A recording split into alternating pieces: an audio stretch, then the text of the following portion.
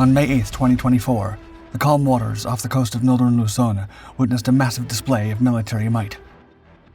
Cameras captured the moment BRP Lake Caliraya, a Chinese-made Philippine Navy tanker, was used as target practice in a military exercise.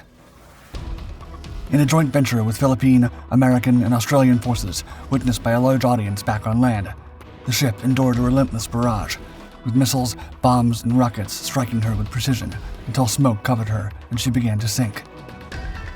The deliberate sinking, which happened in the South China Sea, only 125 miles away from Taiwan, emphasized the critical importance of military preparedness amidst rising tensions in the region, and sent a powerful message to anyone who dares challenge the archipelago's sovereignty.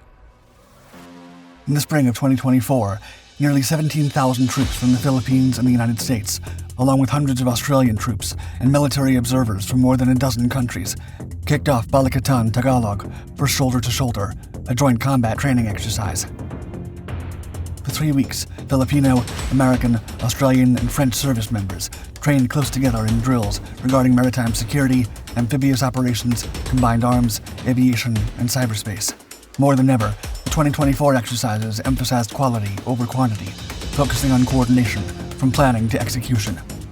According to the Philippine military, territorial protection was a key point this year.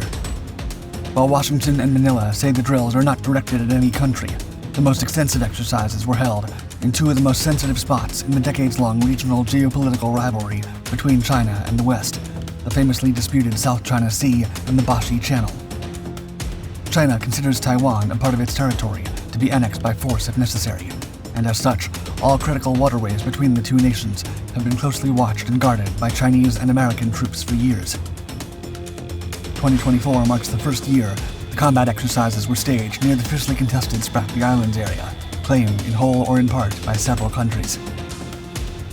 There was also another first, the deliberate sinking of a Chinese-made naval asset of the Philippine Navy. On May 8th, in the final days of the 3-week event, for a mock scenario of a foreign invasion of the Philippine archipelago, dozens of military officials and diplomats from several countries gathered at Loag City, off the eastern coast of Northern Luzon in the waters of the West Philippine Sea. This area, part of the South China Sea, falls within the exclusive economic zone claimed by Manila.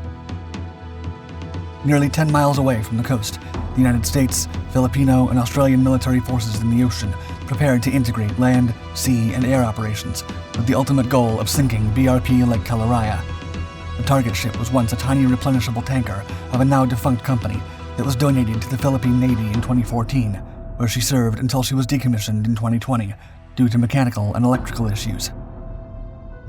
The assault began with Philippine and U.S. platforms firing several types of powerful ordnance, followed by anti-ship missiles launched by the flagship of the Philippine Navy, BRP Jose Rizal, becoming the very first time the frigate launched a weapon of the type.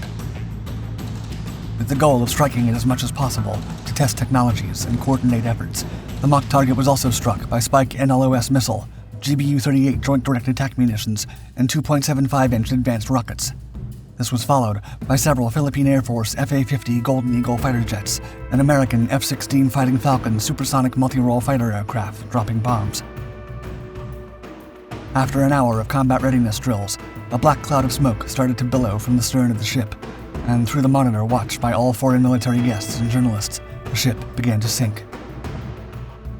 This showdown became the culmination of this year's largest ever military exercise between the two allies.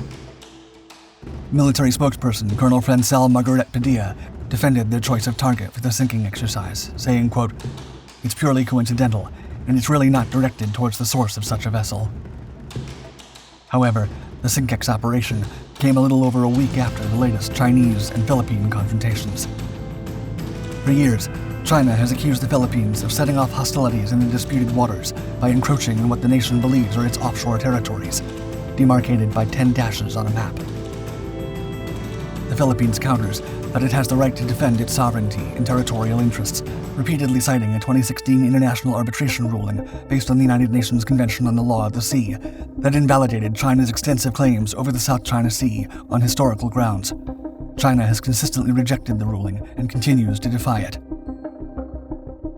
Based on their beliefs, in the past few years, China has been taking bigger and bigger actions in order to expel every single Philippine Coast Guard and other vessel from those areas, with small skirmishes between Beijing and Manila all over the area, particularly flaring up since 2023. Still, it all came to a head on April 24, 2024, when a Philippine Coast Guard ship and an accompanying fisheries vessel patrolling the waters off Scarborough Shoal were confronted by the Chinese Coast Guard. 4 ships, backed by 6 suspected militia vessels, then executed dangerous blocking maneuvers, including the use of a water cannon against the fisheries vessels and a Philippine Coast Guard ship. Philippine officials stated, quote, "China's latest illegal and irresponsible behavior highlights its egregious disregard for the Philippines' lawful exercise of its rights and entitlements in our own exclusive economic zone." Meanwhile, to China, the action was nothing more than a necessary measure. The rising frequency of encounters between the Philippines and China in this increasingly tense territorial conflict has sparked international fears that could lead to an armed confrontation that could put China and the United States on a collision course. That's because while America does not claim the South China Sea, the nation is obligated to defend the Philippines thanks to a decades-long treaty. The sinking of a tanker after China's increasingly aggressive actions in disputed territories in Asia is the latest indication of the strong relationship between the United States and the Philippines, which solidified with a mutual defense treaty signed on August 30th, 1951. The document has 8 articles and requires both nations to support each other if another party attacks the Philippines or the United States. In February 2023, President Ferdinand Romualdez Marcos Jr. greenlit a wider U.S. military presence in the Philippines, allowing American forces to establish staging grounds and surveillance posts in the northern Philippines, across the channel from Taiwan. This decision is a wild contrast to his predecessor, Rodrigo Duterte, who worried that a larger American military footprint would only antagonize Beijing. Regarding the Manila-Washington relationship, Philippine ambassador to Washington, Jose Romualdez, stated, quote, "An alliance is very important to show China that you may have all the ships that you have, but we have a lot of firepower to sink all of them." Unsurprisingly, China has strongly opposed the move, and officials have warned that the deepening security alliance between Washington and Manila and their ongoing military drills should not interfere with territorial disputes. Ambassador Romualdez said in a telephone interview, quote, "We're under the gun. We don't have the wherewithal to be able to fight all this bullying coming from China, so where else will we go? We went to the right party, which is the United States, and those that believe in what the U.S. is doing." The U.S.-led 2024 Balikatan exercise marks the 39th iteration of the annual event. As stated by Mary Kalos Carlson, the U.S. ambassador to the Philippines, these shoulder-to-shoulder operations are proof of the collective commitment to enhance interoperability, with the main objective of long-term peace and prosperity, not just for participating nations, but for the entire world. In early May, only a few days before the deliberate sinking of a Chinese-made vessel, defense chiefs from the United States, Australia, Japan, and the Philippines vowed to further deepen their cooperation. Meanwhile, regarding the drills, U.S. Marine Lieutenant General Michael Cederholm, part of the U.S. Exercise Joint Task Force, publicly stated that, quote, "It's no coincidence that as democratic nations, the values we share are enshrined in our respective national anthems. Those anthems talk about heroes, those that are brave, about defending freedom, and defending our respective shores from external attackers. I could not be prouder of the men and women in the field, the operational planning staffs, and all the enablers.